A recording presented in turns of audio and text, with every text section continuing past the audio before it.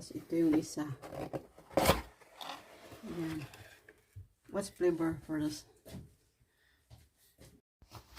Nakalimutan ko guys, anniversary pala namin yun. So sobrang busy sa trabaho. Nakutang una na anniversary pala namin ngayon.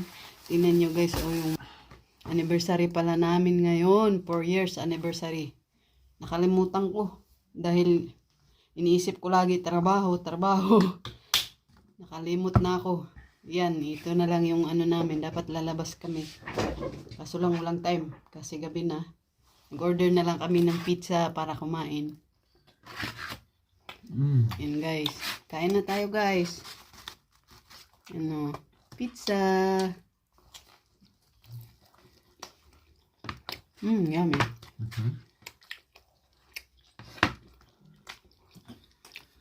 Naantok na ako guys.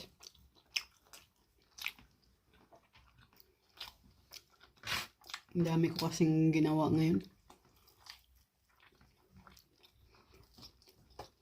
Kaya nakalimutan ko anniversary pala namin ngayon. Kaya si Dudong parang panay sabi anong oras ka uwi.